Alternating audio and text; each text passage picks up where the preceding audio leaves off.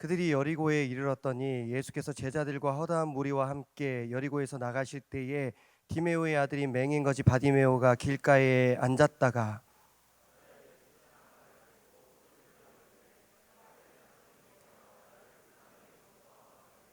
많은 사람이 꾸짖어 잠잠하라 하되 그가 더욱 크게 소리질러 이르되 다윗의 자손이여 나를 불쌍히 여기소서 하는지라.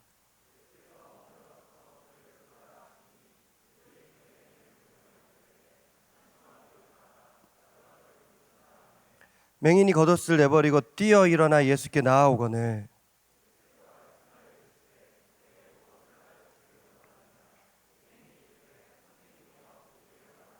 함께요.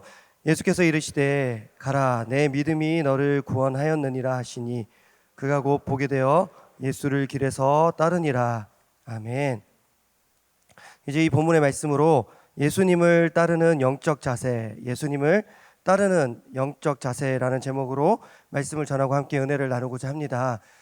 오늘은 토요일인데 어제가 무슨 날이었어요? 성금요일이었습니다.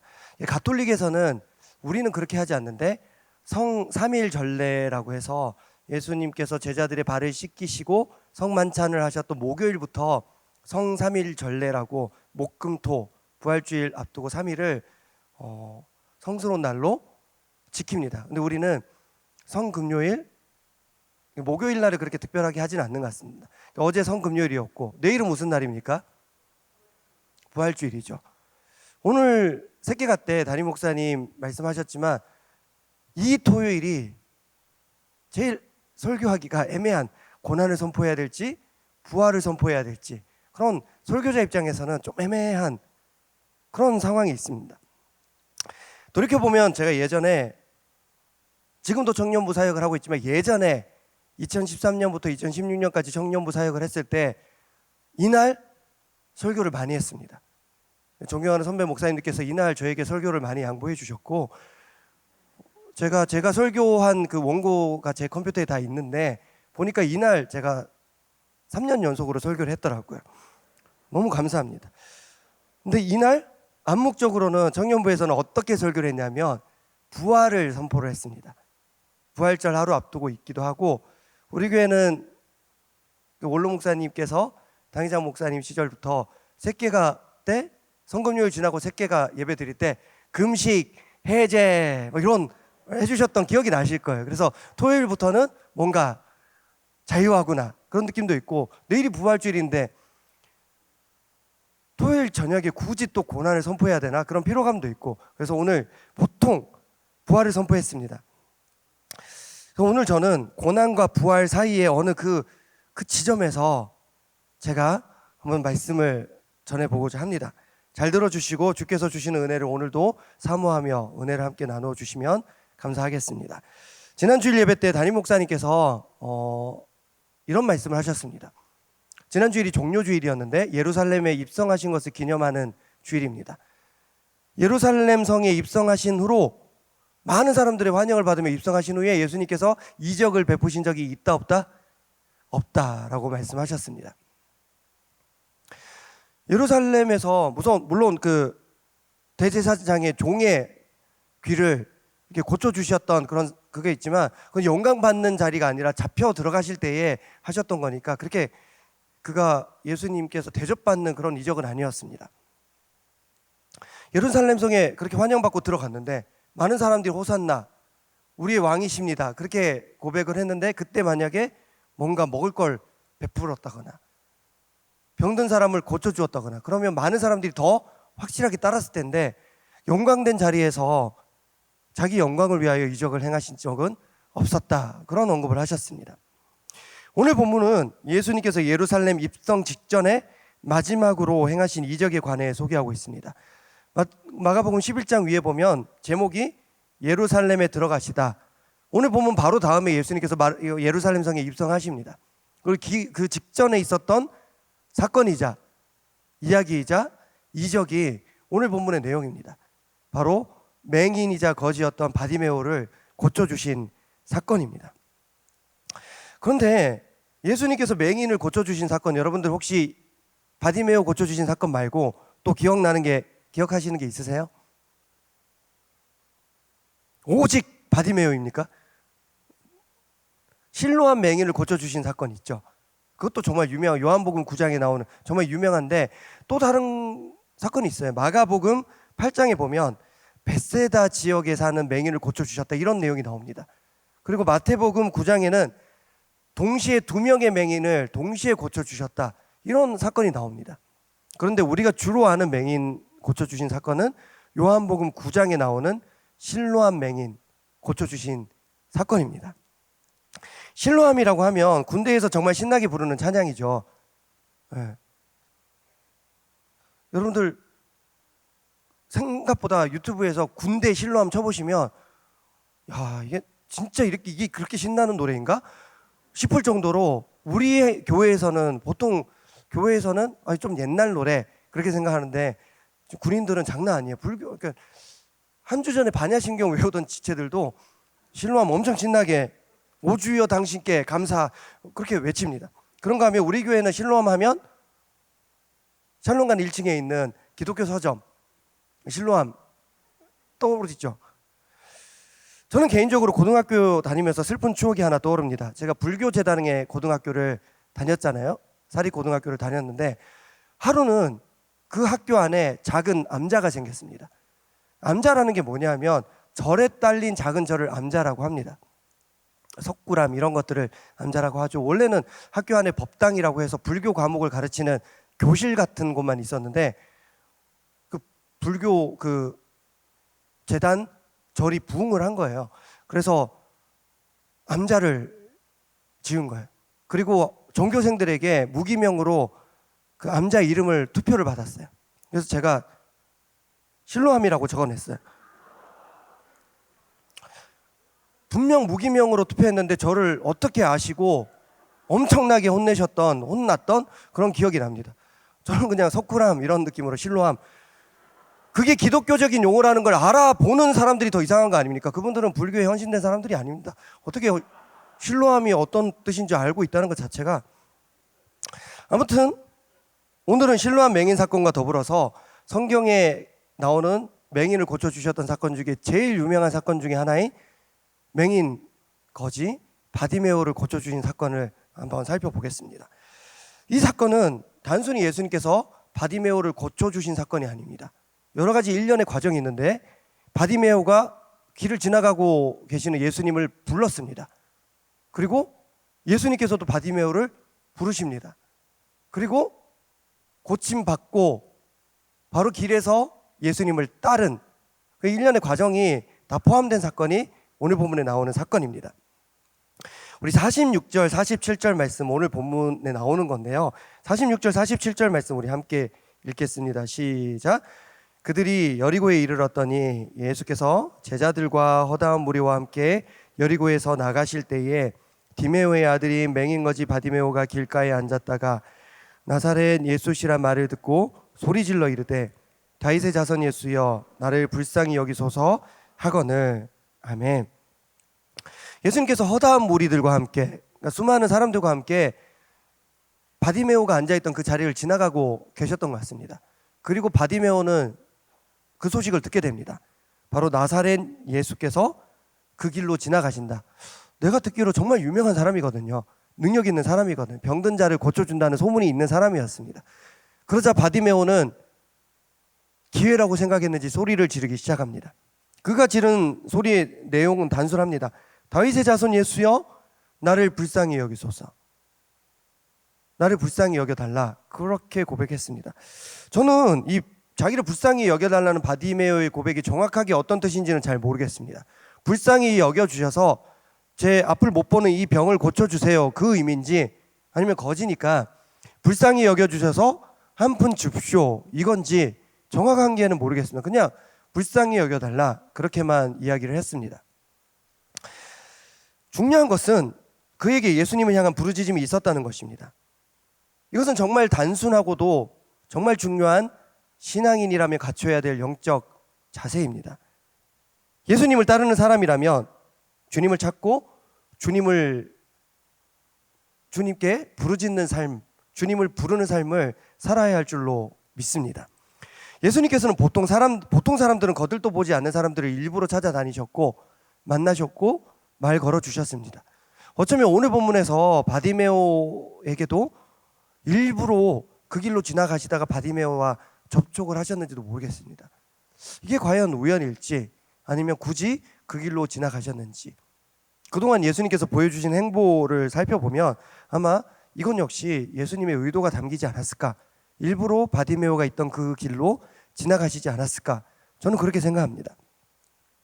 그런데 예수님께 도움을 받은 수많은 사람들, 그 사람들과 바디메오가 구별되는 점이 있다면 그가 예수님을 불렀다는 것입니다. 예수님께서 바디메오를 먼저 부르시기 전에 그가 먼저, 예수님이 보이지도 않는데 다윗의 자손 예수여 나를 불쌍히 여기소서, 그가 먼저 예수님께 부르짖었다는 것입니다. 오늘 이 자리에 모인 우리들도 바디메오의 이런 자세를 배워야 할 줄로 믿습니다. 어려움이 있을 때, 힘들 때, 외로울 때, 답이 없을 때 주여 한마디 할 수 있는 용기가 우리에게 허락되기를 축복합니다.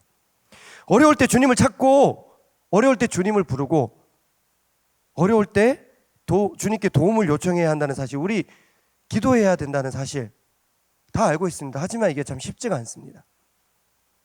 왜냐하면 우리는 문제가 생기면 일단 내가 할 수 있는 방법을 먼저 동원하기 때문입니다. 내 지식, 내 인맥, 내 돈, 내 경험 다 동원해서 일단 해보고 안 되면 그제서야 주님 도와주세요, 그제서야 기도합니다.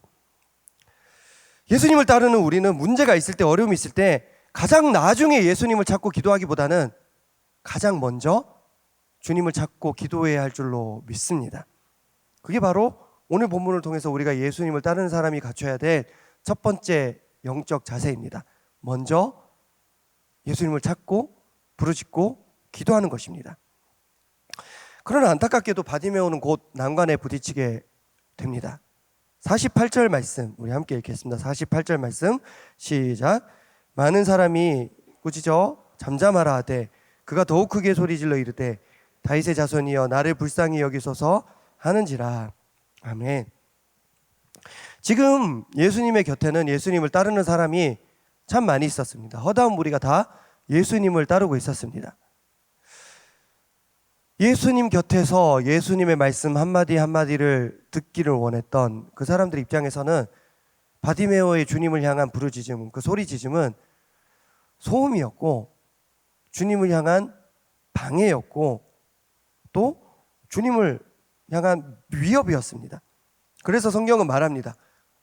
많은 사람들이 바디메오를 향해서 꾸짖었습니다. 야, 너 뭐 하는 거야? 너 어떻게 여기 있었어? 꾸짖고 또 요청합니다. 잠잠하라. 조용히 안 해? 문제는 그럼에도 불구하고 바디메오가 더욱 크게 소리질러 예수님을 불렀다는 것입니다. 결국 예수님 그 자리에 멈추어 서셔서 바디메오를 부르십니다. 우리 49절 말씀 한번 보시기 바랍니다. 제가 읽겠습니다. 예수께서 머물러 서서 그를 부르라 하시니 그들이 그 맹인을 부르며 이르되 안심하고 일어나라 그가 너를 부르신다 하매. 아멘.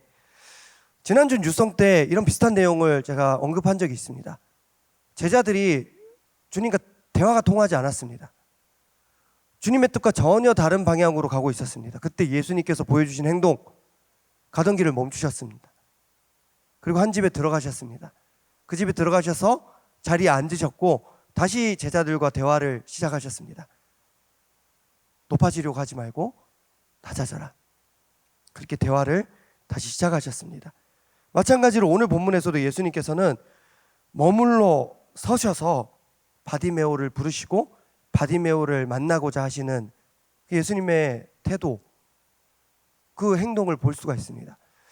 토요일 이 저녁 우리가 이 자리에 있는 것 세상과의 단절입니다. 어쩌면 우리의 경력에 멈춤을, 우리의 인간관계에 멈춤이 될 수도 있습니다. 그러나 지금 이 시간 예수님께서도, 주님께서도 이곳에 우리와 함께 머물고 계실 줄 믿으시기 바랍니다.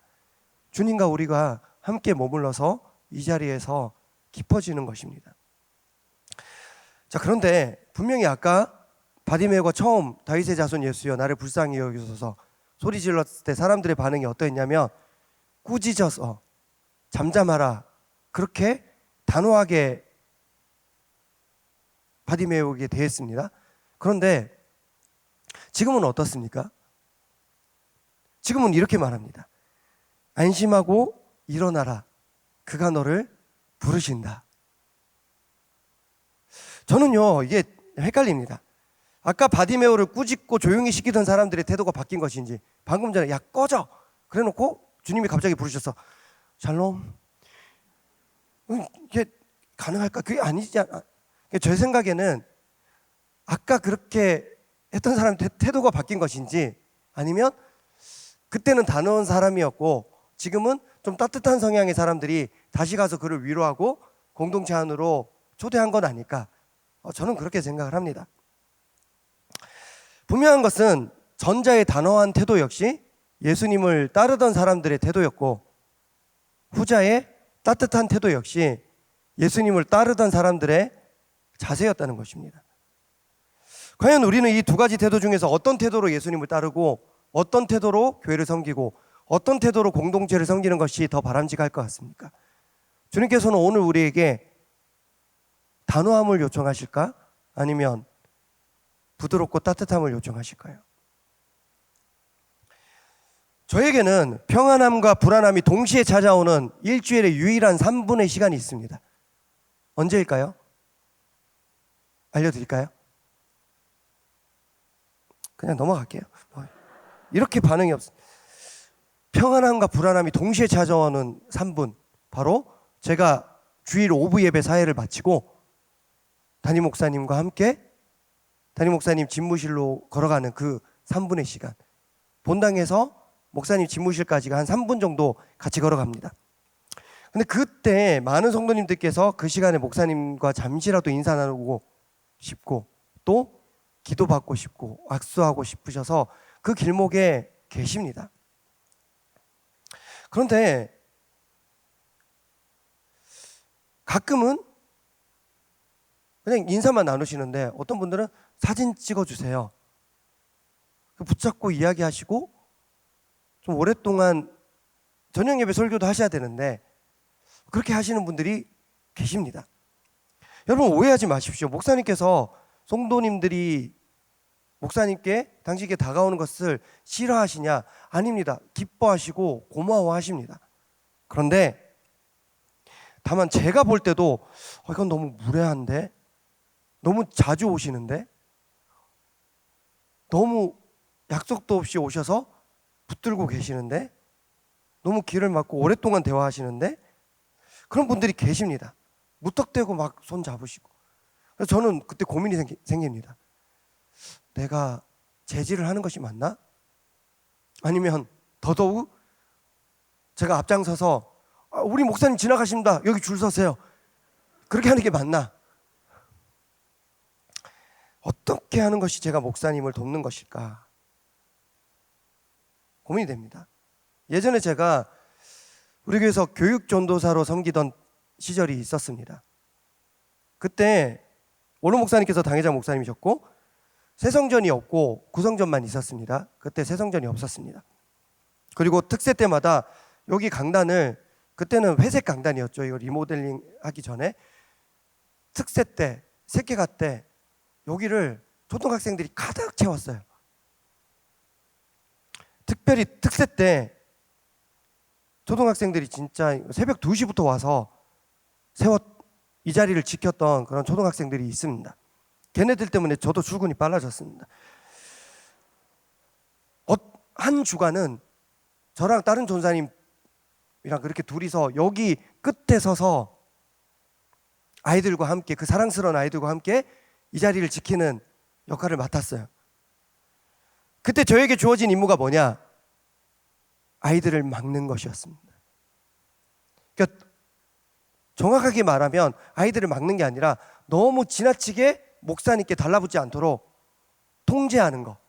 목사님께서 설교 마치시면 아이들 성경책에 사인도 해주시고 기도도 해주셨거든요. 근데 100명 넘게 앉아있는데 어떻게 1부 마치고 2부 사이에 한 10여 분 잠시 간식도 드시고 또 원고도 점검하시고 하셔야 되는데 아이들이 다 맡고 있으면 그게 안 되잖아요. 목사님은 좋다고 다가가는 아이들을 통제해야 되는 전도사라니 어감이 좋지는 않지만 그래도 그게 꼭 필요한 사역이었습니다. 실제로 어느 한 해는 사고가 있었습니다. 일부 마치시고 아이들 몇 성경책에 목사님께서 사인을 해주시고 여기 계단을 내려가시다가 몇몇 아이들이 저도 해주세요 하면서 바지를 붙잡았어요. 그래서 목사님께서 넘어지셨어요. 목사님께서는 괜찮다 괜찮다 그러시면서 가셨어요. 그래서 저는 가까이서 보고 너무 놀랐어요. 저는 그리고 그날 불교고등학교 때 실로암 적어냈을 때보다 더 많이 혼났던 기억이 납니다. 교육조사사한테 뭐 하는 거야. 그 목사님 지금도 여기 계십니다. 그리고 저한테 그러셨던 걸 잊으셨어요. 너무 잘해주고 계십니다. 하지만 저는 잊지 않습니다. 아직까지 용서가 안 됩니다. 오늘 기도할 겁니다. 용서하게 해달라고. 만약에 생각해 봅시다. 지금 이 시간에 누군가가 뒷문을 열고 황대선 목사님 저 좀 도와주세요 소리를 지르면서 온다고 생각해 보세요. 여러분 어떻게 해야 됩니까? 임원단들 어떻게 하시겠어요? 샬롬 앞으로 가세요. 기도해 주실 거예요. 그게 맞습니까? 아니면 달래고 일단 밖으로 나가고 그게 맞을까요? 아직도 저는 뭔가 단호하게 사람을 대하거나 차갑게 무언가를 결정하는데 굉장히 미숙합니다. 그런 부분에 어려운 부분을 겪습니다. 하지만 공동체를 위해서라면, 교회를 위해서라면 때로는 제가 단호한 결정을 내려야 되고 또 단호한 한마디를 해야 될 때가 있습니다. 비록 공동체의 분위기를 흐리게 하고 욕도 먹겠지만 그런 역할을 감당할 사람이 공동체에는 항상 필요하고 실제로 그런 사람들이 교회를 지켜냅니다. 다들 신산참배할 때 나는 그거 아니라고 생각해. 혼자 신산참배 안 하고 다들 주일 저녁 예배 안 드릴 때 나는 주일 저녁 우리 교회는 계속 드려야 한다고 생각해. 그게 교단 전체 분위기를 흐리고 욕을 먹겠지만 오히려 그 행동이 우리 신앙을 지킵니다. 하지만 공동체에는 따뜻한 사람도 필요합니다. 위만 보는 것이 아니라 아래를 볼 줄 아는 사람이, 하나님만 바라보는 것이 아니라 이웃을 돌아보는 사람이, 공동체와 교회 전체를 바라보는 것이 아니라 한 사람 한 사람의 마음을 헤아릴 줄 아는 사람이 반드시 필요합니다. 오늘 본문에서도 그렇죠. 맹인 거지 바디메오를 일으킨 사람들은 단호하게 바디메오를 가르치고 막은 사람들이 아니라 따뜻하게 안심하라고 얘기해 준 그 사람들이 바디메오를 일어서게 하였습니다. 지난 수요일 저녁 목사님께서 설교 도중에 이런 말씀을 하셨습니다. 우리 교회에 오신 지 얼마 안 되는 성도님께서 우리 교회 분위기를 모르고 목사님께 너무 좋으셔서 가까이 가셨나 봐요. 근데 목사님께서 너무 놀라시니까 이상한 사람인 줄 알고 그 주변에 있는 많은 사람들이 그 성도님을 끄집어 내렸대요. 그 성도님이 너무 상처를 받으셨대요. 그래서 우리에게 따뜻하고 친절한 자세가 꼭 필요하다고 권면하셨습니다. 여러분들이 눈치를 채고 계신지는 모르겠지만 목사님께서는 올해 따뜻함에 대해서 굉장히 자주 강조하고 계십니다. 교회는 인큐베이터 같은 곳이 되어야 된다. 연초에 그런 말씀을 하셨습니다.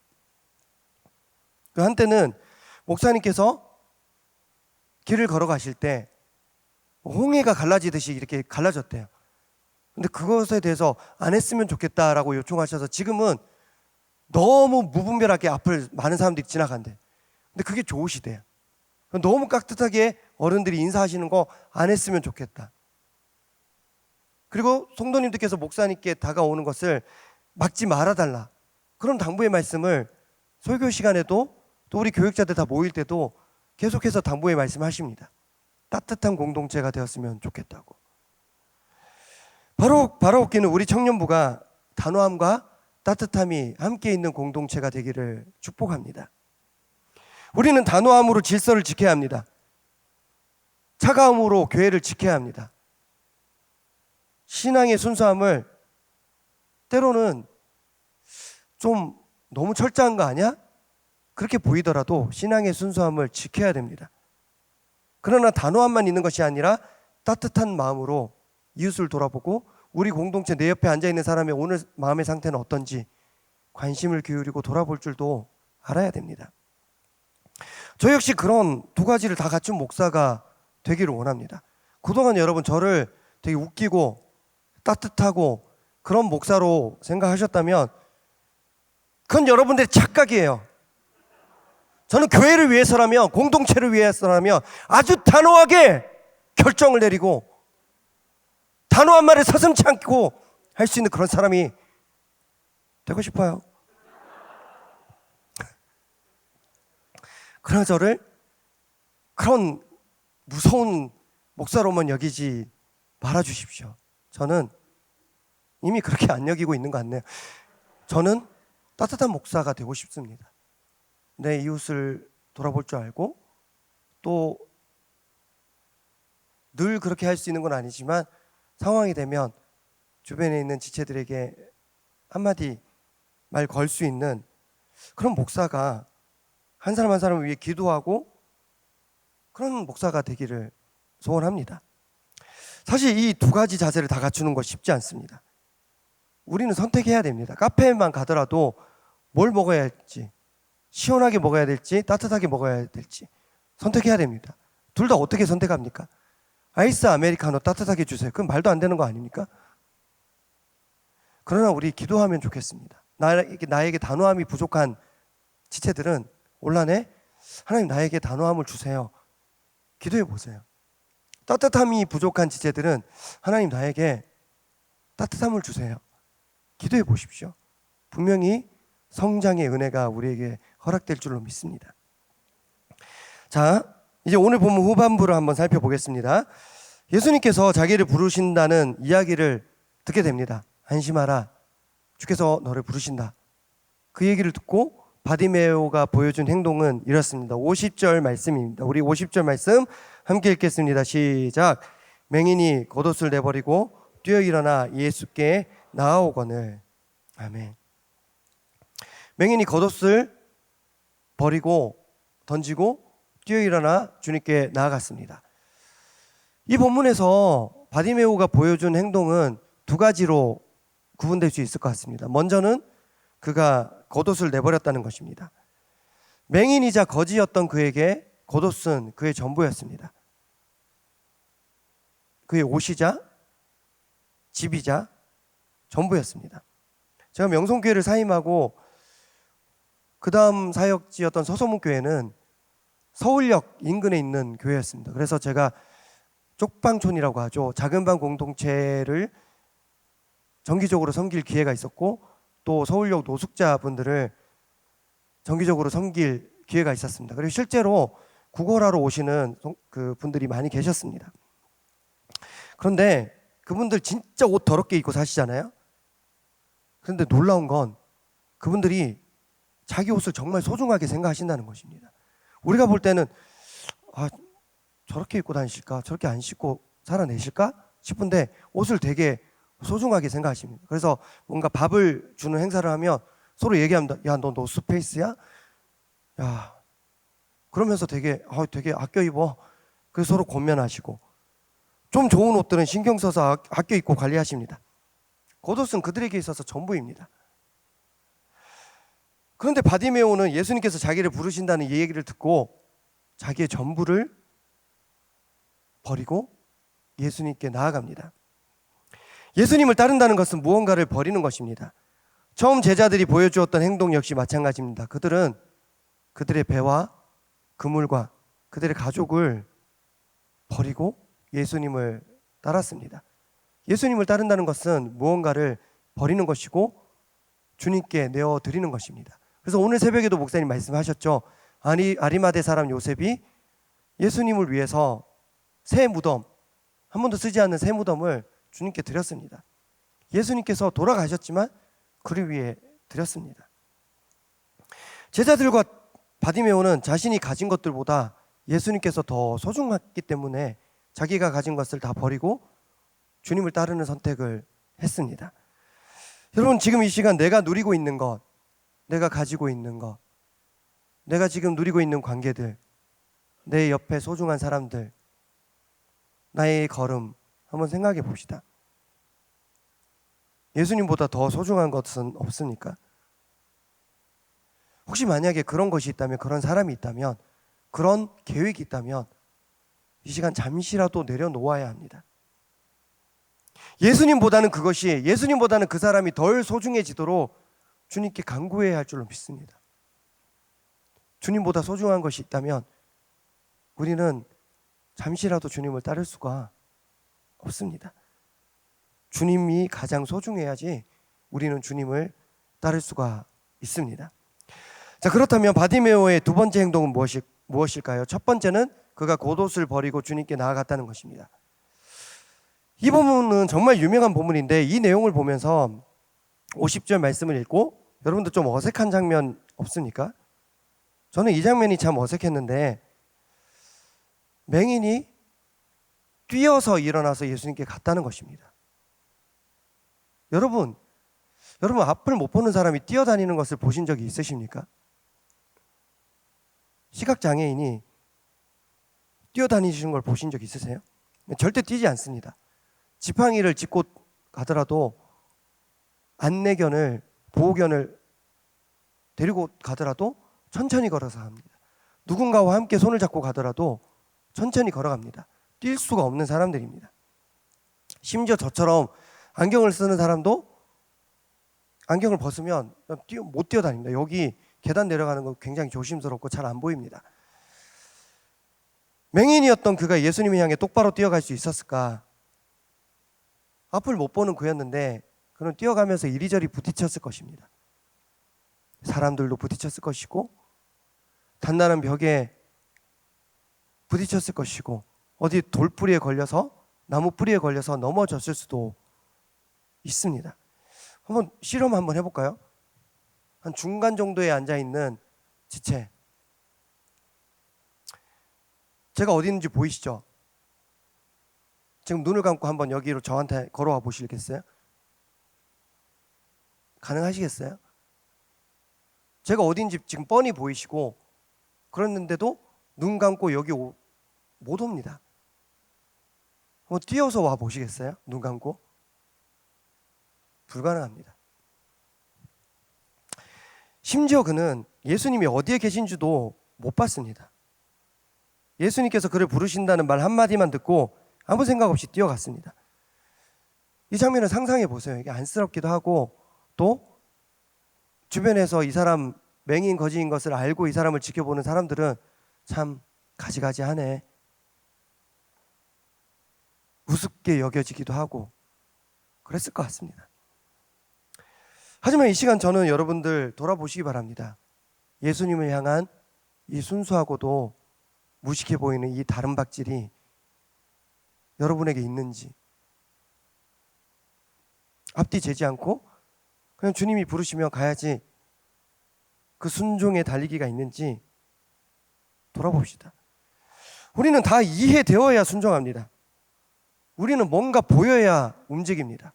뭔가 일을 시작해도 이해가 안 되고 뭔가 계획에 잘 서지 않으면 시작할 수가 없습니다. 될까요? 잘 안 됩니다. 그런 우리들과 비교해 볼 때 보이는 것 하나 없어도 주님의 부르심에 순종함으로 뛰어 일어난 바디메오의 이 순수한 다른 박질은 너무나도 고귀한 신앙입니다. 결국 맹인거지 바디메오 예수님께 고침을 받습니다. 고침받을 뿐만 아니라 그의 믿음을 칭찬받고 인정받습니다. 52절 말씀입니다. 제가 읽겠습니다. 여러분들 눈으로 따라오시면 되겠습니다. 예수께서 이르시되 가라, 내 믿음이 너를 구원하였느니라 하시니 그가 곧 보게 되어 예수를 길에서 따르니라. 아멘. 고쳐주신 것뿐만 아니라 내 믿음이 너를 구원하였느니라 말씀하시면서 그의 믿음을 칭찬해 주시고 인정해 주셨습니다. 그런데요, 이 마가복음 10장에는 이 맹인거지 바디메오와는 너무나도 좀 정반대의, 상반되는 한 사람이 소개가 됩니다. 초반부에 나오는 사람인데요, 바로 부자 청년입니다. 부자 청년과 맹인 바디메오는 정말 너무나도 다른 삶을 살았습니다. 부자 청년은 이 땅에서 부자로 살았습니다. 복을 받은 거죠. 맹인 바디메오는 맹인인 것도 불쌍한데 거지로 살았습니다. 여러분, 이 땅에서 부유하게 산다고 해서 다 하나님께서 복을 주셨다, 그건 아닐 수도 있습니다. 하지만 여러분들 만약에 부자가 된다면 그 나쁘게 보십니까? 하나님께서 여러분들 뭔가 월급을 많이 주는 직장으로 인도하신다거나 물질의 복을 주시면, 이 땅에 풍요로움을 주시면 이거는 하나님과 멀어지는 것 같은데, 그렇게 생각하시겠습니까? 아니잖아요. 하나님 복 주셔서 이번에 이런 직장을 주셨어요, 이런 은혜를 주셨어요, 그렇게 우리는 고백하지 않겠습니까? 아마도 부자 청년도 복 받아서 하나님께 사랑받았구나, 이렇게 사람들이 이해했을 것입니다. 아무튼 이 땅에서 부자 청년과 맹인거지 바디메오의 삶은 정반대의 삶이었습니다. 예수님을 불렀던 호칭도 달랐습니다. 마가복음 10장 17절에서 부자 청년이 예수님을 어떻게 불렀냐? 선한 선생님이여, 그렇게 부릅니다. 선한 선생님이여. 예수님께서 이 땅에서 활동하시던 당시에 많은 사람들이 예수님을 주로 어떻게 불렀냐? 선생님, 랍비여, 이렇게 부르거나 아니면 나사렛 예수, 이렇게 불렀습니다. 선생님 혹은 나사렛 예수, 이렇게 불렀습니다. 그래서 부자 청년도 선생님이라고 불렀습니다. 그리고 바디메오 역시 예수님을 그렇게 들었습니다. 아까 47절 읽었지만 예수님께서 지나가신다는 소리를 듣는데 어떻게 듣냐면 나사렛 예수가 지나간다, 그렇게 들었습니다. 그런데 바디메오가 예수님을 어떻게 부르냐? 47절 후반부입니다. 소리 질러 이르되 다윗의 자손 예수여, 나를 불쌍히 여기소서 하거늘. 아멘. 분명히 그는 예수님에 대해서 선생님 혹은 나사렛 예수라고 들었습니다. 그런데 그는 예수님을 어떻게 부르냐면 다윗의 자손 예수라고 부릅니다. 놀랍게도 마가복음에서 예수님을 다윗의 자손 예수라고 이 호칭으로 부른 사람은 맹인 거지 바디메오가 유일합니다. 전혀 앞을 못 보는 사람이고 거지의 신분이지만 그 사람만이 예수님의 정말 정체를 올바로 알았다는 것입니다. 예수님께서 그들에게 요구하신 것도 달랐습니다. 예수님께서 부자 청년에게 뭘 요구하셨냐? 나를 따르라고 하셨습니다. 그리고 맹인 거지에게는, 바디메오에게는 가라 라고 하셨습니다. 가라, 내 믿음이 너를 구원하였으니, 그렇게 말씀하셨습니다. 그런데 이 말씀을 듣고 따르라고 요청받은 부자 청년은 슬픈 기색을 띠고 예수님을 떠났습니다. 그런데 가라라는 말씀을 들은 바디메오는 그 길에서 즉시 예수님을 따르는 삶을 보여줍니다. 당시 대부분의 사람들이 볼 때 부자 청년이 예수님의 제자가 되기에 더 적합한 인물이었을 것 같습니다. 돈도 많죠, 능력 많죠, 젊죠, 신앙은 또 얼마나 훌륭합니까? 모든 계명을 어려서부터 다 지킨 사람입니다. 그러나 그는 예수님께 믿음을 인정받지도 못했고 오히려 자기가 가진 것들을 버릴 수 없어서 결국 예수님을 떠나고 예수님을 버리는 선택을 하고 맙니다. 예수님보다 소중한 것들이 너무 많았습니다. 눈앞에 바로 예수님이 계시고 예수님이 나를 따르라라고 했지만 예수님 외에도 내 눈에 밟히는 것들이 너무 많았습니다. 결국 그는 예수님을 떠났고 예수님을 버렸습니다. 당시 대부분의 사람들이 볼 때 바디메오는 예수님을 따르기에는, 예수님의 제자가 되기에는 너무 부족한 사람이었습니다. 그래서 예수님을 그가 불렀을 때 많은 사람들이 그에게 와서 꾸짖었습니다. 잠잠해라. 네가 뭔데? 예수님께서 너와 만날 수 있을 것 같아? 약속했어? 그러나 그는 예수님께로부터 믿음도 인정받고 고침도 받고 길에서 즉시 예수님을 따르는 예수님의 제자가 되는 삶을 보여주었습니다. 저는요, 여러분들이 이 땅에서 부자 청년처럼 복을 받았으면 좋겠습니다. 아리마대 요셉, 니고데모처럼 부자이면서도 예수님을 따르는 삶이 있지 않습니까? 그런 부자 청년이 되면 좋겠습니다. 부자 되는 것이 뭐가 잘못입니까? 저도 부자 되고 싶은데 열심히 살아서 성공하면 그게 욕먹을 일입니까? 칭찬받을 일이지. 그러나 믿음 없는 부자 청년처럼 되지 마시고 믿음 있는 부자 청년이 되시기를 축복합니다. 더 나아가서 저 여러분 모두 바디메오가 보여준 믿음을 본받기를 원합니다. 주님을 먼저 부르는 믿음, 소리질러 주님께 부르짖는 믿음, 먼저 기도하는 믿음이 우리에게 있어야 할 줄로 믿습니다. 그리고 주님께 나아가기 위해서 내게 있는 소중한 것을 내려놓고 주님께 나아가는 믿음. 아무것도 보이지 않지만, 아무것도 보이지 않는데도 난 결코 포기할 수 없네. 아무것도 보이지 않지만 뛰어서 주님께 나아갈 수 있는 믿음. 그런 믿음이 저와 여러분에게 이 시간 허락되기를 소원합니다. 말씀을 맺겠습니다. 청년대학부 사무실은 샬롬관 3층에 있습니다. 그리고 요즘 로비에 있는 게시판을 리뉴얼하려고 요즘 준비하고 있습니다. 청년부와 대학부가 같이 쓰는 공간이다 보니까 청년부 임원단과 대학부 임원단이 함께 회의를 하면서 준비하고 있습니다. 제가 이걸 얘기를 꺼내가지고 시작을 하게 된 건데 또 그 노래가 생각이 납니다. 가만히 있으면 되는데 자꾸만 뭘 그렇게 하려 그래. 하지만 기존의 그 게시판이 4년이 지나면서 너무 방치된 느낌이 있어서 좀 리뉴얼 하려고 지금 준비하고 있습니다. 지난 주일 저녁 늦은 시간 청년부 임원단 2사람과 대학부 임원단 2사람이 함께 회의를 하고 있었습니다. 주일 기도회 마치고 그 늦은 시간에 여러분들 다 댁에 가실 때 그 친구들은 또 회의를 하고 있으니까 얼마나 이게 안쓰럽습니까? 근데 정해지는 건 없고, 그래서 제가 너무 불쌍하기도 하고, 그래서 짠해서 그 자리에 앉아서 잠시 얘기를 하다가 이렇게 축복했습니다. 하나님께서 복과 은혜로 자기들 채워주실 거라고. 이 청년부 분위기가 이런 거예요. 이게 뭐냐면 좋게 말하면 하나님의 은혜를 말로 격려하는 것이고, 나쁘게 보면 먹을 것 하나 안 사주면서 말로 퉁치는 거잖아요. 지금 여러분들은 말로 퉁치는 거 지금 다 느꼈으니까 지금 아멘 한마디 안 나오잖아요. 근데 저도 그거 알아요. 말로 퉁치는 거. 근데 너무 놀랐던 건 대학부 임원단이 둘이 거기 있었거든요. 제가 대학부 교육자로 섬긴 적이 없습니다. 저는 오직 청년부, 오직 주님, 오직 청년부. 지금 돌아왔는데 또 청년부. 근데 제가 하나님께서 복과 은혜로 여러분들 채워주실 거예요 라고 했는데 그 대학부 임원단 지체가 이렇게 얘기하는 거예요.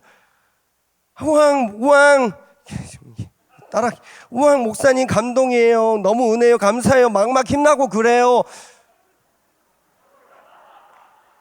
저는 그런 얘기를 들으려고 한 것도 아닌데 갑자기 우왕 목사님 너무 놀랐어요. 청년부에서 제가 여러분들을 훈련시키지만 여러분들도 저를 훈련시키지 않아요? 제가 너무 높아지지 않도록 뭐 얘기하면 다 웃어주지도 않고 늘 그렇게 하시죠. 저는 단 한 번도 청년부에서 이런 반응을 받은 기억이 없습니다. 솔직히 저도 말로 퉁친 건데 우왕 목사님 감사해요. 막막 힘나고 그래요. 그렇게 하니까 너무 저도 민망하고 그래서 자리를 일어서려고 바디메오처럼 뛰어 일어나려고 제가 얘기했습니다. 아니에요. 내가 말로만 이렇게 해서 미안하다고. 그랬더니 또 아니에요. 찐 감동이에요. 제가 너무 민망해서 자리에서 일어나려다가 저는 또 놀라운 모습을 보았습니다. 그 자리에 함께 있던 청년부 임원단 2명이 얘네들 뭐지? 이런 표정으로 쳐다보고 있는 거예요. 근데 그 친구 오늘도 대표기도 했는데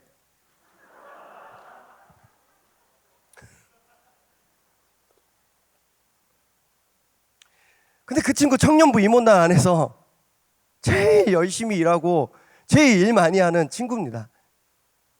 친구는 아니고 지체예요. 저랑 가까기도 하고. 근데 그 두 명이 있었는데 대학부 임원단의 그 뜨거움이랄까? 열심히 하고 2명이었는데 아까 기도한 지체만 얘기하면 좀 그렇죠. 장선민이랑 나지연 둘이가 그랬어요.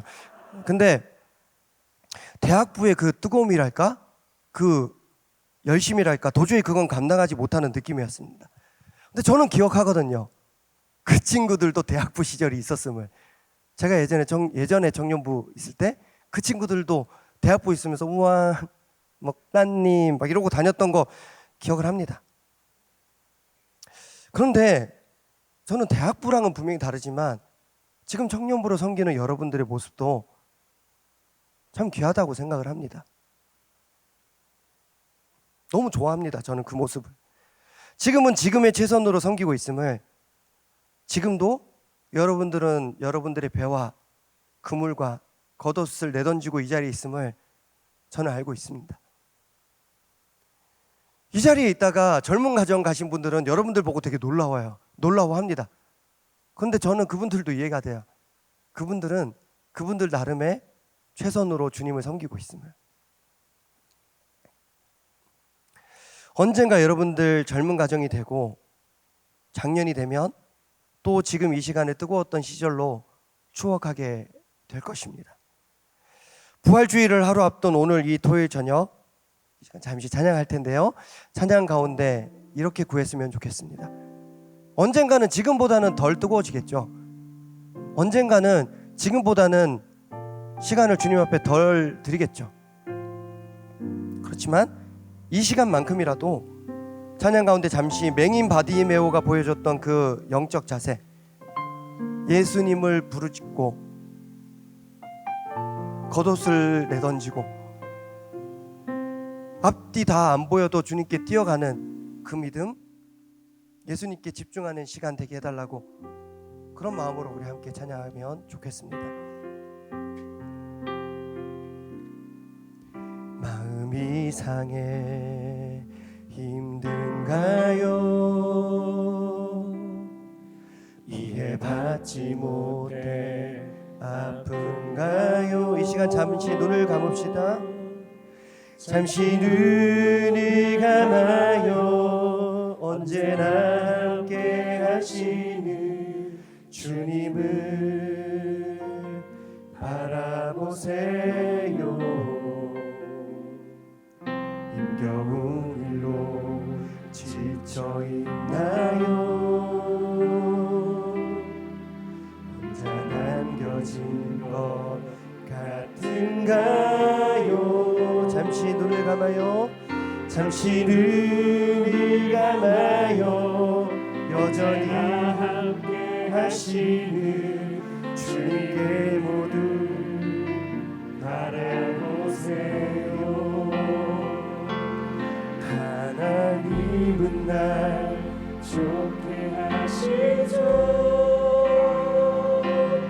그분의 선하심을 한결같죠. 모든 순간에서 그분을 믿는다면 나에게 평안뿐이죠. 하나님은 날 좋게 하시죠. 그분의 선하심은 한결같죠. 모든 순간에서 그분을 믿는다면 나에게 평안뿐이죠.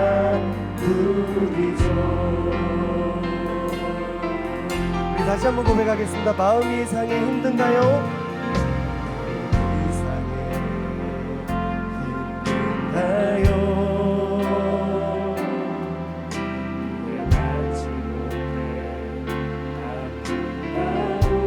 잠시 눈을 감아요. 잠시 눈을 감아요. 언제나 함께 하시는 주님을 바라보세요. 힘겨운 일로 지쳐 있나요? 혼자 남겨진 것 같은가요?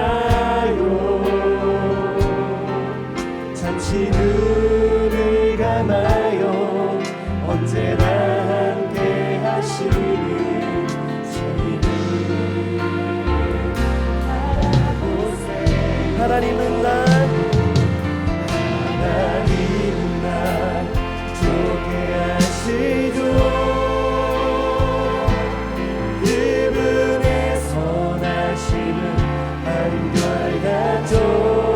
앞이 보이지 않아도 모든 순간에서 그분을 믿는다면 나에게 평안뿐이죠. 하나님은 날 좋게 하시죠. 그분의 선하심은 한결같죠. 모든 순간에서 그분을 믿는다면 나에게 평안뿐이죠. 하나님은 날 좋게 하시죠. 하나님은 날 좋게 하시죠. 그분의 선하심이 한결같죠. 모든 순간에서 그분을 믿는다면 하나님은 날 좋게 하시죠. 그분의 선하심은 한결같죠. 모든 순간에서 그분을 믿는다면 나에게 평안뿐이죠. 하나님은 날 좋게 하시죠. 그분의 선하심은 한결같죠. 모든 순간에서 그분을 믿는다면 나에게 평안뿐이죠. 하나님은 날 좋게 하시죠. 그분의 선하심은 한결같죠. 모든 순간에서 그분을 믿는다면 나에게 평안뿐이죠. 잠시 기도하겠습니다. 성금요일과 부활주일 사이의 시간을 함께 보내고 있습니다. 대학부와 젊은 가정 사이의 시간인 것 같기도 합니다. 최근 저는 담임 목사님을 통해 영적 자세에 대한 말씀들을 들으면서 스스로를 좀 더 돌아보게 됩니다. 여러분들의 영적 자세는 지금 어떻습니까? 주님을 향한 부름과 나를 향한 주님의 부르심 사이에서 어디에 가깝습니까? 단호함과 따뜻함 사이에서 어디에 계십니까? 세상에서 잘 나가는 부자 청년과 세상에서 바닥치고 있는 맹인 거지 사이에서 누구랑 비슷합니까? 주님을 떠남과 주님을 따름 사이, 그 자리에 계속 머물러 있음과 주님께 뛰어감 사이, 아무것도 보이지 않지만 주님의 말씀을 신뢰하는 자세와 주님 외에도 너무 많은 것들을 바라보는 자세 사이에서 과연 여러분들은 어떤 자세로 살아가고 계십니까? 우리 이 시간 잠시 눈을 감고 세상과 단절하더라도 다시 한번 주님께 가까이 달려가는 은혜의 시간이 되기를 바랍니다. 우리에게 허락하여 주신 이 청년의 때가, 그리고 매주 이 토요일 밤이 어쩌면 오늘 새벽 목사님 말씀과 같이 주님께서 무덤에 누워 계셨던 암흑과 같은 토요일로 여겨질 수도 있겠지만, 평생을 암흑으로 살았던 바디메오가 결국 예수님 만나고 고침받고 구원받았던 것처럼 하나님은 우리를 좋게 하실 줄 믿습니다. 우리 교회를, 우리 공동체를 예배의 자리로 돌아와야 할 지체들을 다 좋게 하실 줄 믿습니다. 나를 좋게 하실 줄 믿습니다. 십자가 내가 처음 볼 때에 나의 마음의 큰 고통 사라져 고백하듯이 모든 순간에서 그분을 믿는다면 나에게 평안뿐이죠 라고 고백하였사오니 주의 시간 우리에게 오직 예수님만을 신뢰하며 따르는 영적 자세를 허락하여 주시옵소서. 우리 주님의 이름 세 번 힘주어 짓고 기도하며 나갑시다.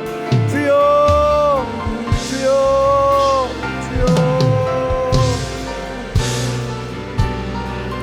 하나님, 모든 순간에서 주님을 믿고 따르길 원합니다. 하나님, 이 시간 나에게 이 자리를 주신 것이, 이 자리에 있게 하신 것이 은혜인 줄 믿습니다. 하나님, 앞이 깜깜합니다. 아무것도 보이지 않습니다. 그러나 주님, 이 자리가 우리에게 허락하여 주신 은혜의 자리인 줄 믿사옵니다. 주여 나의 하나님, 주님 나갑니다. 주님 감사합니다. 주여 우리가 알고 주님을 따르는 영적 자세를 허락하여 주시옵소서. 하나님 인도하여 주시옵소서. 주님 감사합니다. 주님께해 주시옵소서. 주님 감사합니다. 함께해 주시옵소서.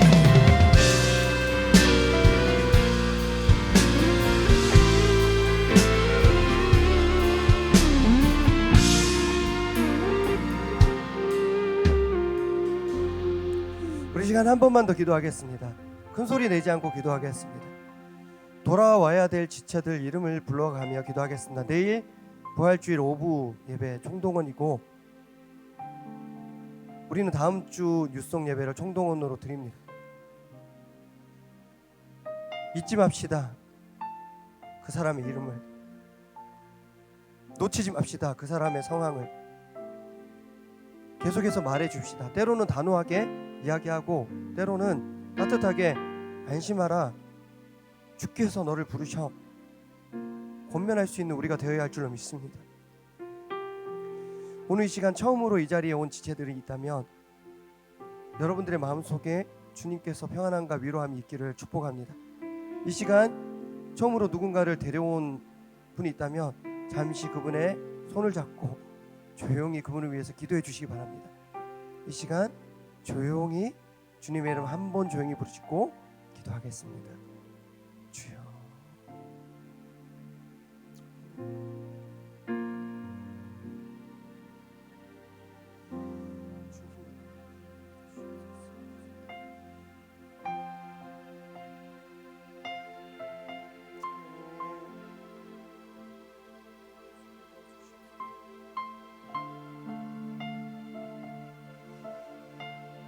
선하심을 믿습니다. 주님의 선하심을 믿습니다. 주님의 좋게 하실 것을 믿습니다. 용기 내게 해주시고 앞이 보이지 않더라도 뛰어 일어나 교회로 달려올 수 있는 마음을 허락하여 주시옵소서. 내가 지금 이 자리에 있다고, 내가 지금 예수님을 따르고 있다고 바디메오를 돌아보지 않는 그런 잘못을 범하지 않도록 주의 우리의 마음을 주선하여 주시옵소서.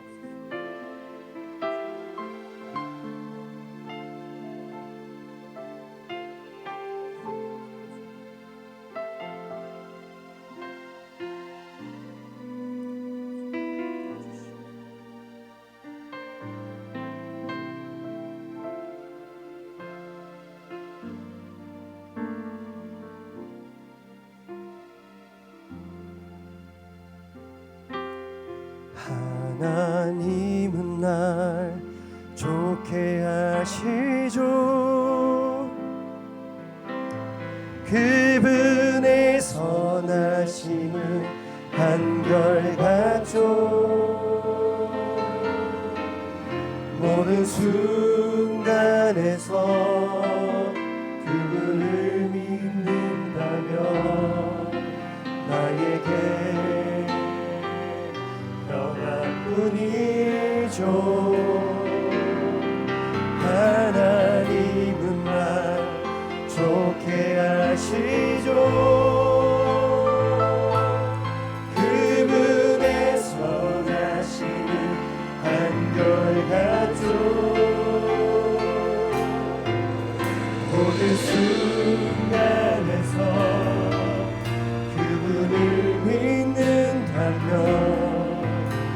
우리에게 평안뿐이죠. 살아계신 하나님, 사랑하는 청년들, 바디메오의 심정으로 제가 대신 기도 올려드립니다. 주님, 우리 청년들을 불쌍히 여겨 주시옵소서. 경제적인 어려움을 해결하여 주시고 관계의 문제를 풀어주시고 너무 늦지 않게 믿음의 배우자를 만날 수 있도록 주 인도하여 주시고 가정의 건강의 문제를 해결하여 주시고 가정의 믿음의 문제를 해결하여 주시옵소서. 하나님, 불쌍히 여겨달라는 그 한마디 속에 모든 것이 다 담겨있는 줄 믿습니다. 주님, 우리를 불쌍히 여겨 주시옵소서. 우리 사랑하는 청년들, 대학부처럼 뜨겁지는 않지만 또 젊은 가정처럼 안정기에 들어가지는 못한 상태로 이 자리를 지키고 있습니다. 주님, 우리에게도 언젠가 우리의 곁을 지나가시는 나사렛 예수의 기쁜 소식이, 그 복음의 소식이 있을 줄 믿사오니 주여, 이 자리에서 조용히 우리에게 주어진 이 시간 기다리오니 주여 만나주시고 나를 좋게 하시고 주님의 선하심으로 우리를 인도하여 주실 줄 믿사오니 오늘도 나는 믿음 없지만 주님께서 오늘도 나에게 허락하신 평안함으로 주님을 바라봅니다. 주님, 나를 붙들어 주시옵소서. 주여, 회복돼야 될, 돌아와야 될 지체들이 있습니다. 한 사람이라도 돌아오기를 바라는 마음으로 어린 지체들이 오늘 노방전도를 했습니다. 우리는 초대장을 뿌리고 카톡을 전하고 등록 안 해도 좋으니까 한 번만 예배 드려보자, 그렇게 오는 지체들도 있습니다.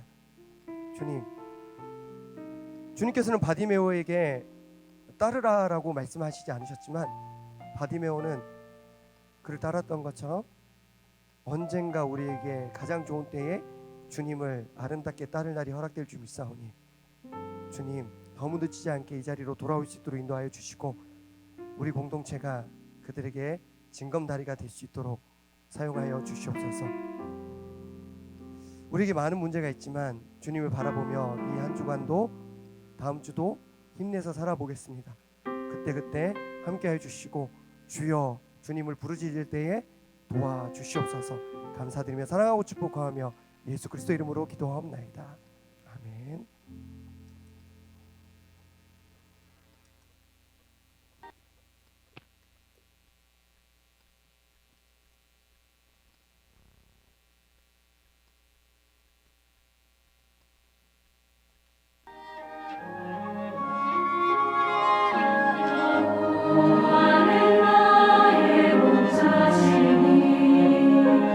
성가대가 왜 좋으냐? 성가대 1시간 연습하기 때문에 그 찬양이 몸에 배이는 거예요. 그렇게 은혜된 가운을 입는 자체는 하나님 앞에 놀라운 일이니까 하나님 앞에 나아가는 것은 정성을 다해요.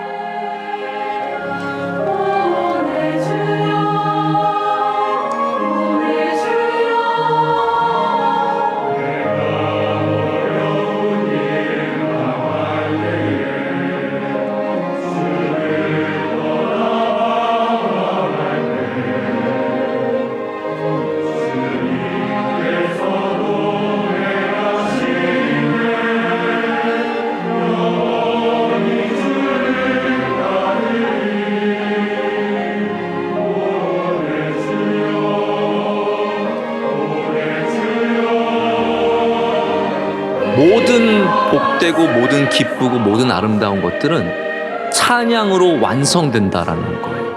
우리의 찬양, 우리의 감사, 우리의 모든 것 속에서 하나님을 기뻐하는 것을 고백함으로써 그것으로 찬양의 아름다움이 완성이 되는 것이고 또 하나님께서 그것을 기쁘게 받아주실 줄로 믿습니다.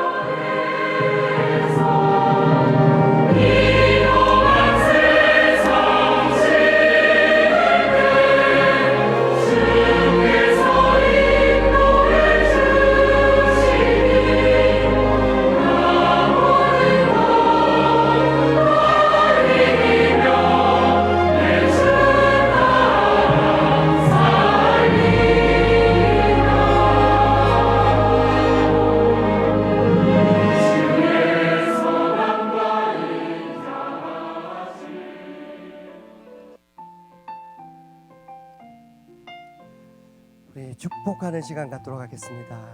오늘 우리 청년부 공동체에 새가족이 총 5분이 오셨습니다. 우리 박수하겠습니다.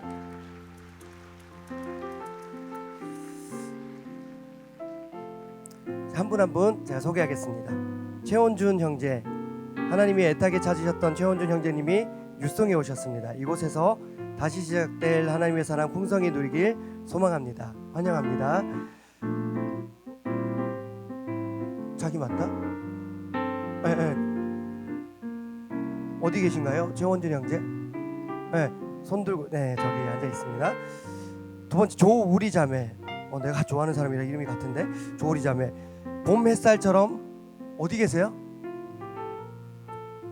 뒤쪽에 계신가요? 아, 네. 손 한번 들어주시면. 네네. 저쪽에 어떻게 세 가족분들 저쪽에 계시네요? 아, 인도자는 같이. 네. 봄 햇살처럼 밝은 미소를 가진 조우리 자매님이 뉴송에 처음 오셨습니다. 사랑의 마음으로 환영해 주세요. 네. 우리 한 분 한 분 우리 박수할까요? 네, 박수하겠습니다. 네. 우리 최원준 형제도 환영합니다. 자, 김규민 형제. 김규민 형제 어디 계신가요? 어딘가 계시겠죠? 네. 자, 안심하고 부르시니까 뛰어서 나오시. 원하고 바라고 기도하던 김규민 형제님이 뉴성에 귀한 발걸음 해주셨습니다. 마음을 당해 환영해 주세요. 우리 박수하겠습니다. 이지영 자매, 이름도 내가 좋아하는데 이지영 자매는 어디 계신가요? 네, 이지영 자매. 벚꽃은 엔딩이지만 주님의 사랑은 오프닝. 이지영 자매에게 주실 은혜를 기대합니다. 환영합니다. 우리 박수하겠습니다. 99기 이지원 자매. 99기? 99학번이 아니라 99기인 거죠? 아, 99는 나구나. 99기 이지원 자매 어디 계세요? 아, 네. 환영합니다. 메마른 땅의 담비같이 반가운 이지은 자매님이 뉴송에 오셨어요. 사랑의 마음으로 환영해 주세요. 우리 박수하겠습니다.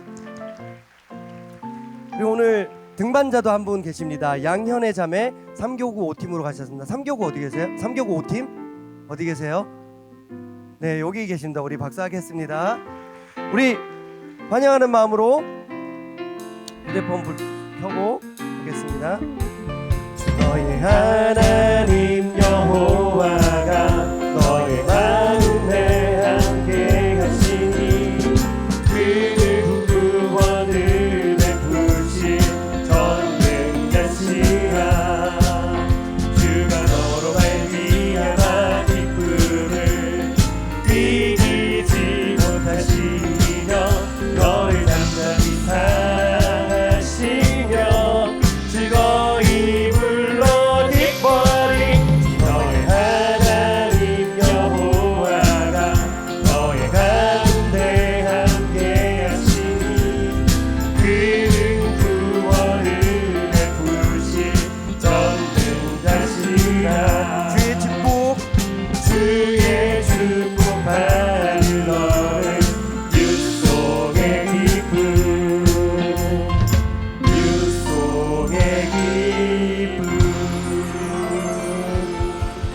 우리 박수하겠습니다.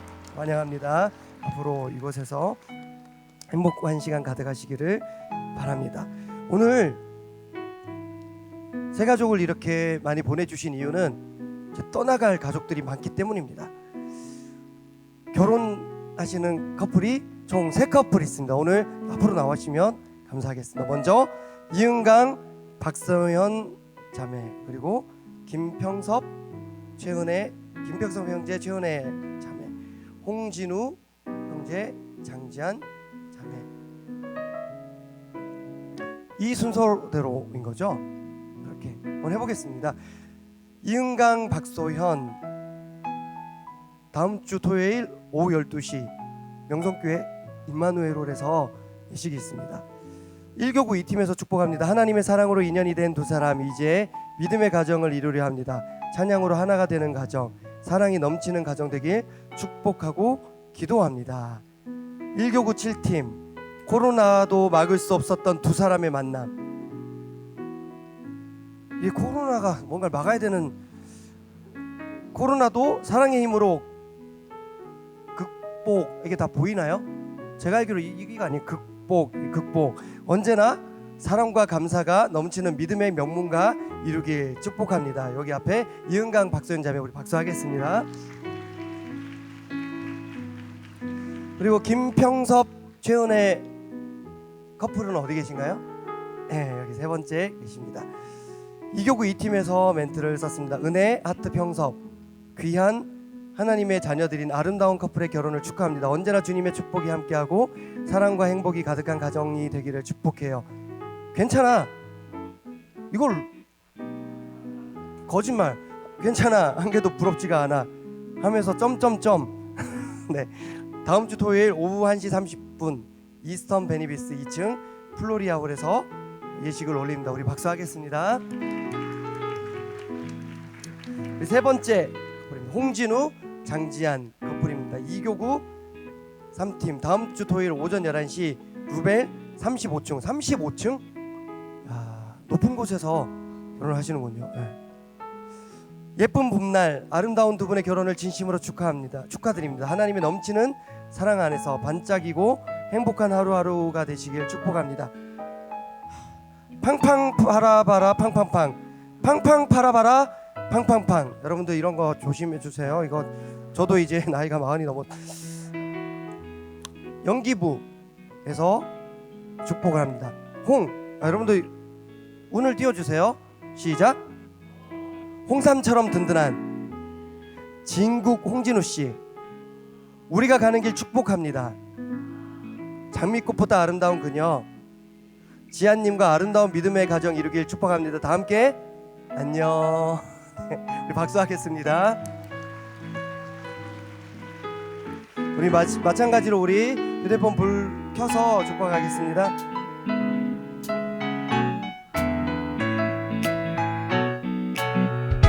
하나님의 사랑이 당신의 삶 가운데 가득하기를 축복합니다.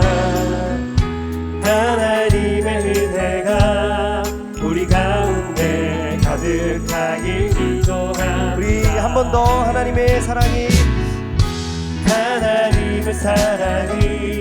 당신의 삶 가운데 가득하기를 축복합니다. 하나님의 은혜가 우리 가운데 가득하길 기도합니다. 가득하길 기도합니다. 가득하길 기도합니다. 박수하겠습니다. 제가 잠시 기도하겠습니다. 살아계신 하나님 감사합니다. 오늘 이 자리에 온 5분의 세 가족, 한 사람 한 사람의 사정과 과정은 모르지만 주님께서는 분명히 이들을 불러주셨고 이들도 주님을 향한 그리움이 있었을 줄 믿습니다.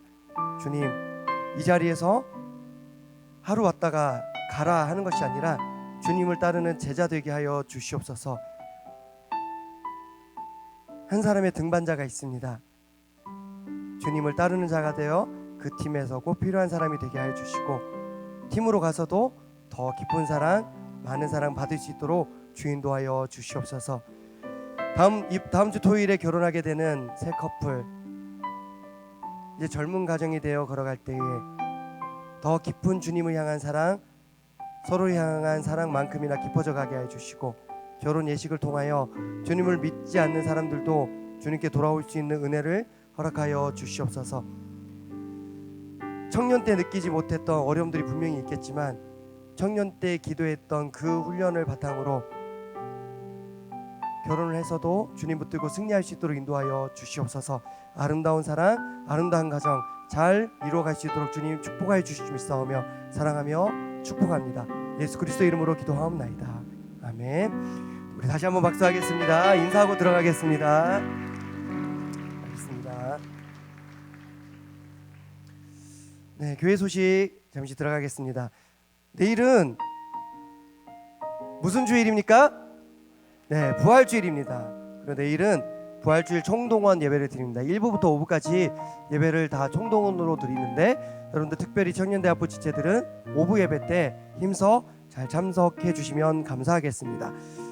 올해 5부 예배를 한 번도 안 나오셨다가 나오시는 분들은 본부 천막도 있고 또 데스크에도 오시면 여러분들을 향한 소정의 선물을 준비해서 드리도록 하겠습니다. 그리고 올해 유송 예배를 한 번도 안 나오셨다가 나오신 지체가 있다면 다음 주 토요일은 뉴송의 총동원 예배니까 선물이 뉴송에서 준비한 선물은 이렇습니다. 자, 한번 뜯어볼까요?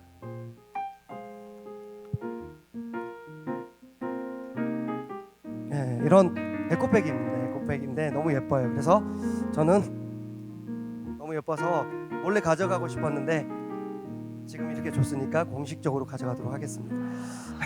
돌려드릴게요. 이렇게 다 눈동자같이 지켜보시는 임원단이 있어서 제가 정직하게 돌려드리겠습니다. 여러분들도 힘써주시고 권면해주시고 안심하라 주께서 부르셔 교회에서 부르셔 권면해주시는 여러분들 되시기를 부탁드립니다. 아까 영상으로 보셨지만 선교봉사 힘쓰는 찬양대 총동원 주일 계획하고 있습니다. 다시 찬양의 자리로 오라는 주제로 부활절 내일 총동원 주일을 갖습니다. 코로나로 그동안 나오지 못했던 대원들 초청합니다. 그리고 선교봉사 힘쓰는 찬양대에 그렇게 가입된 지체들 아니더라도 원데이 선찬도 진행합니다. 하루 나 해볼래. 저도 그런 식으로 할 때가 있습니다. 하루 나 해볼래. 그런 마음으로 오시면 또 알아서 또 알아보시고 또 가입시켜 주실 것입니다. 여러분 그렇지만 그게 또 은혜인 줄 믿습니다. 여러분들 많이 참여해 주시고 특별히 어떤 봉사 부서라든지 주일날 오후 때 하시는 게 없으면 용기 내어 나를 묶는 은혜가 주어지기를 바라는 마음으로 선교봉사 힘쓰는 찬양대 가입해 주시고 참여해 주시기를 부탁드립니다. 이 자리에 선교봉사 힘쓰는 찬양대 군데군데 흩어져 있을 텐데 우리 격려하는 마음으로 박수하겠습니다. 우리 종무단들 너무 고생 많으십니다. 네, 1업 비드업 계속 성경 읽기 진행하고 있습니다. 여러분들 제가 너무 놀랐는데 아까 전에 앞에서 데스크에 있었는데 한 지체가 벌써 일독을 다 했습니다. 부끄러운지 아세요? 근데 저도 지금 부끄러워요. 그분이 똑똑하신 것 같은데 하여튼 아무튼 그분이 딱 해서 보시고 일독은 너무 제가 도전을 받았습니다. 저도 다시 한번 레위기에서 멈췄는데 저는 너무 힘들어요. 청색 자세 공색실 30규빗 60규빗 이게 너무 힘든데 저도 다시 도전하도록 하겠습니다. 여러분들 힘내서 계속 읽어주시고 또 체크해주시고 우크라이나 전쟁 피해 복구 위한 모금 활동에도 열심히 동참해 주시기를 부탁드립니다. 네 번째 광고 급한 광고입니다. 내일 부활절 행사를 위해서 구성전 안마당에 부스가 설치가 됩니다. 그런데 여러분들 교회 오시면서 차를 가지고 오신 분들은 그룹 모임 하시기 전에 차를 좀 이동해 주시고 그룹 모임에 참여해 주시기를 부탁드립니다. 여러분들 대학부에 뜨거움은 없지만 또 젊은 가정에 가정은 없지만 여러분들은 또 차가 있잖아요. 전 성령 아무튼 차를 치워주시고 다시 와주시면 감사하겠습니다. 오늘도 우리 예배를 위해서 많은 분들이 애써주시고 수고해 주셨습니다. 한 분 한 분 제가 다 호명할 수도 없고 그렇지만 또 내일 달리다군과 호산나 오비들 오부 때 헌금송 준비하고 있는데 힘내서 잘 은혜 끼쳐주시고 또 새성전 지하 1층에 청년부도 작품을 전시했는데 수고한 임원단 너무 감사하고 이 자리에 와주신 여러분들 발길 너무 감사합니다. 우리 모두에게 감사한 마음으로 박수하겠습니다. 우리 다 일어나겠습니다. 우리 함께 예배한 우리 신앙의 동력자 함께 주님을 따르기로 결단한 지체들께 우리 이렇게 인사하겠습니다. 같이 주님을 따라갑시다. 같이 주님을 따라갑시다. 같이 주님을 따라갑시다. 네, 우리 열심히 박수하며 찬양하겠습니다.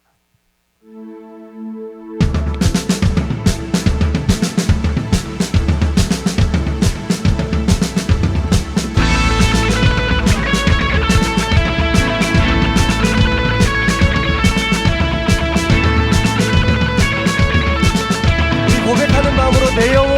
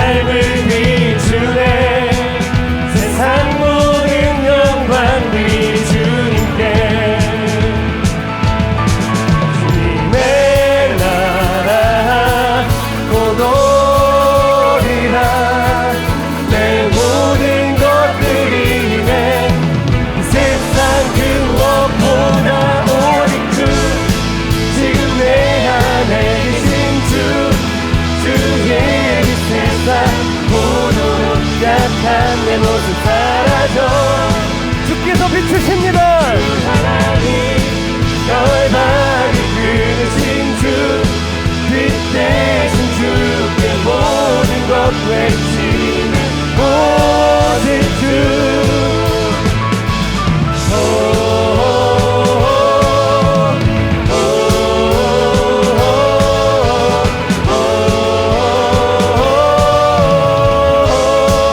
주님의 나라 주님의 나라 주님의 나라 주님의 나라 공동이라 내 모든 것들이 내이 세상 그 무엇보다 오직 주 지금 내 안에 계신 주 주의 세상 오도록 약한 내 모습 사라져 주님을 보길 원합니다.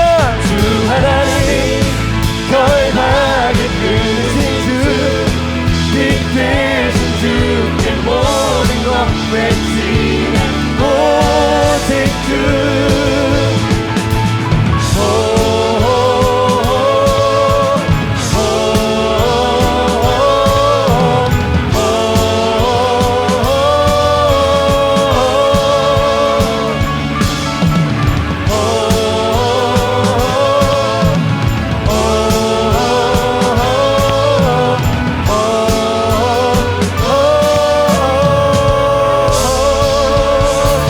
이 시간 우리와 함께하고 계시는 주님께 천년만의 박수 올려드리기 원합니다. 이제는 우리 주 예수 그리스도의 은혜와 하나님의 사랑과 성령님의 감화, 감동, 위로, 보게 하심이 어쩌면 뜨겁지도 않고 다 갖춰지지도 않은 상태이지만 앞이 캄캄한 상태이지만 이 자리에 모인 우리 청년들이 그렇지만 더욱더 나를 향한 주님의 부르심 붙들고 주님께 달려가리라 결단하는 사랑하는 모든 청년들 머리 위에 이 공동체 위에 우리 새 가족들과 등반자들, 결혼한 지체들 그리고 돌아와야 될 모든 지체들 위해 이제부터 영원히 함께 하시기를 간절히 축원하옵나이다. 아멘.